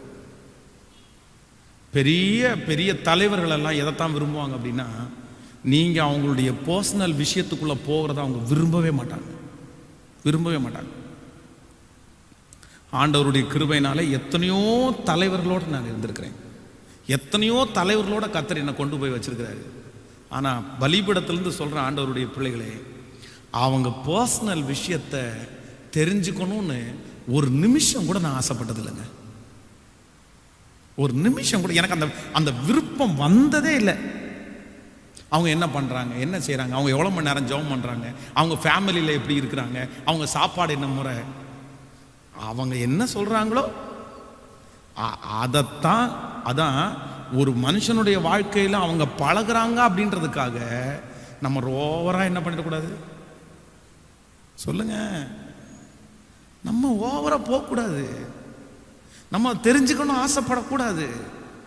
அவங்க வாழ்க்கை, அவங்க வாழ்க்கை, அவங்க வாழ்க்கை. நான் சொல்றது உங்களுக்கு புரியுதா? புரியுதா?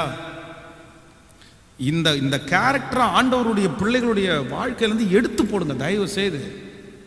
சர்ச்சில் இப்படிப்பட்ட ஆட்கள் நீங்க ஆண்டவரை நேசிக்கிறவங்க இப்படிப்பட்ட கேரக்டர்ல இருக்காதீங்க. இது ஒரு பொல்லாத குணம், இது ஒரு அசுத்த குணம், இது கர்த்தர் விரும்பாத குணம். உங்களுக்கு எதுக்குங்க அடுத்தவங்களுடைய வாழ்க்கை? எதுக்கு அடுத்தவங்களுடைய வாழ்க்கை? எதுக்கு தெரிஞ்சுக்கிறீங்க? அதை போய் 4 பேருக்கு தெரிஞ்சுக்கிட்டு போய் பப்ளிசிட்டி பண்றதெல்லாம் இதெல்லாம் ஒரு ஊழியம் இல்லை, இதெல்லாம் ஒரு வாழ்க்கை, இதெல்லாம் ஒரு கிறிஸ்தவனுடைய அழகு. எதுக்கு நம்ம எல்லாம் இதெல்லாம் பைபிள் தூக்குறோம் சொல்லுங்க? ஆண்டவர் அப்படின்னு எப்படி சொல்றோம்? சொல்லவே கூடாது. இன்னொருத்தருடைய வாழ்க்கையை குறித்து நமக்கு அவசியமே கிடையாது. ரெக்கார்ட் பண்ணி வச்சிடுறது இதெல்லாம் என்னது? இது அந்த இன்ட்ரெஸ்ட் அது ஒரு பெரிய பொல்லாத இன்ட்ரெஸ்ட்டுங்க. அது ஒரு பொல்லாத இன்ட்ரெஸ்ட். நீங்க எத்தனை பேருக்கு அது கேள்விப்பட்டிருக்குன்னு தெரியல. அப்படி ஒரு அவ்வளோ அவங்களுக்கு அப்படி தோணும். ஐயோ சொல்லுங்க சொல்லுங்க சொல்லுங்க சொல்லுங்க அப்படியே வாயிலிருந்து புடுங்குவாங்க பாருங்களேன். அப்படி சொல்லு சொல்லு சொல்லு எல்லாத்தையும் புடுங்கி இழுத்து எடுக்கிற மாதிரி. என்னங்க கேரக்டர் இது? என்னங்க கேரக்டர்? ஆகவே ஆகாது. கர்த்தருக்கு பிரியமே இல்லை. ஆமென் சொல்லுங்கள். நான் உங்களுக்கு சொல்றது புரியுதுன்னு நினைக்கிறேன். அவங்களுக்கு அவங்களுடைய பாடு. நம்பர் 2, ரெண்டாவது, நீங்க யாரையுமே டக்குன்னு என்ன பண்ணிடக்கூடாது, கணிச்சிடவே கூடாது. இவங்க கெட்டவங்க இவங்க நல்லவங்க அப்படின்னு சொல்லிட்டு ஒரு பார்வையில் என்ன பண்ண முடியாது, ஒரு பார்வையில் கண்டுபிடிக்க முடியாது. ஒரு பார்வையில் கண்டுபிடிக்க முடியாது. ஒரு விஷயத்தை செஞ்ச உடனே கண்டுபிடிக்க முடியாது. ஒரு நாள்ல கண்டுபிடிக்க முடியாது. அதை கண்டுபிடிக்கணும். ஆனா என்ன அப்படின்னா அந்த பவரை கர்த்தர் உங்களுக்கு தரணும். ஆனா யாரையுமே நம்ம என்ன பண்ணிடக்கூடாதுன்னா தவறாய் கணிக்க கூடாது. ஏன் இது நடந்துருச்சு, எதனால, எடுத்த உடனே இவன் இதை பண்ணிட்டான் இவன் இதை பண்ணிட்டான் அப்படின்னு நம்ம மனசு சொல்லும். நோ நோ நோ, இல்லை காரணம் ஏதோ இருக்கும், பார்ப்போம், யோசிச்சு பார்ப்போம் அப்படின்னு நிதானமாய் நீங்கள் கணிப்பீர்களே, ஆனால் அந்த காரியத்தில் ஒரு சரியான வெற்றியை உங்களால் பார்க்க முடியும். அவசரப்பட்டு நீங்க கணிப்பீங்க அப்படின்னா வெரி டேஞ்சர், வெரி டேஞ்சர். உங்க பிள்ளைகளை நீங்க இழக்க வேண்டியதா இருக்கும், உங்க வேலையை நீங்க இழக்க வேண்டியதா இருக்கும். அதனால நான் என்ன பண்ண மாட்டேன், நான் யாரையுமே தவறாய் எடுத்த உடனே என்ன பண்ண மாட்டேன். நம்பர் 3, மூன்றாவது, உங்களுடைய பதில்ல அவசரமே என்ன பண்ணிடக்கூடாது, இருக்கவே கூடாது. ஆமென் சொல்லுங்க. தேவ சமூகத்தில் எல்லாரும் எழுப்பி நிற்கலாம். கேமரா வச்சு தேவ சமூகத்தில் எல்லாரும் அப்படியே எழுப்பி நின்று ஆண்டவரிடத்தில் கேளுங்க. ஆண்டவரே, இந்த ஏலிக்கு வந்த தண்டனை எங்க யாருக்கும் வந்துடக்கூடாதுப்பா.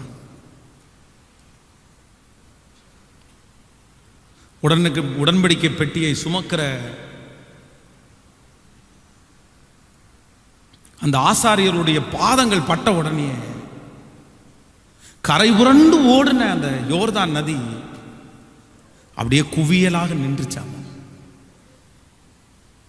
அப்படியே குவியலாக நின்றுச்சு. ஆசாரியனுக்கு அவ்வளோ பெரிய பவர் இருக்குது, அவ்வளோ பெரிய பவர்.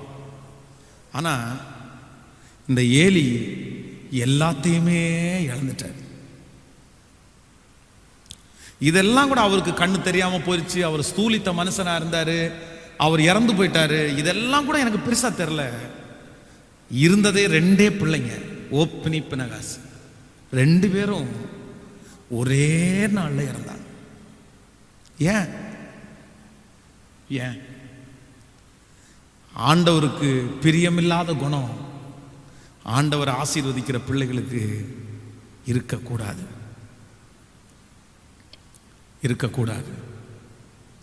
ஆண்டவரே, என்னை சுத்தமுள்ளவனாய் நிறுத்தும், என்னை சுத்தமுள்ளவனாய் நிறுத்தும். உடைய கைகளை உயர்த்தி எல்லாரும் கேளுங்கள். ஆண்டவரே, என்னை சுத்தமுள்ளவனாய் நிறுத்தும். சொல்லுங்க, முழு பலத்தோட சொல்லுங்க. ஆண்டவரே, என்னை சுத்தமுள்ளவனாய் நிறுத்தும். ஹalleluya சொல்லுங்க. ஆண்டவரே, என்னை சுத்தமுள்ளவனாய் நிறுத்தும். என்னை சுத்தமுள்ளவனாய் நிறுத்தும். என்னை சுத்தமுள்ளவனாய் நிறுத்தும். சொல்லுங்க, என்னை சுத்தமுள்ளவனாய் நிறுத்தும். நான் இந்த ஏலி இழந்தது மாதிரி நான் எதையுமே இழக்க கூடாதுப்பா. நான் எதையுமே இழக்க கூடாது. ஹalleluya என்னை கழுவும் சுத்தமாவே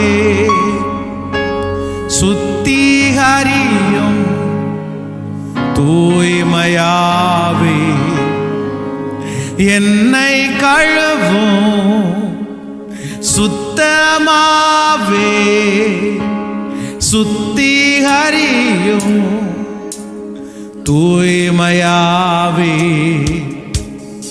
உம்மை போ என்னை மாற்றிடும்.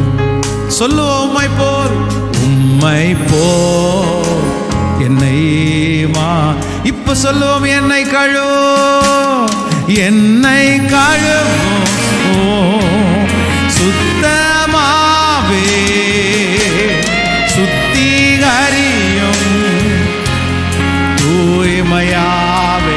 சொல்லுவோம், என்னை கழுவும் சுத்தமாவே சுத்திகரியும் தூய்மையாவே உம்மை போல் என்னை மாற்றிடும். உம்மை போல் என்னை மாற்றிடும்.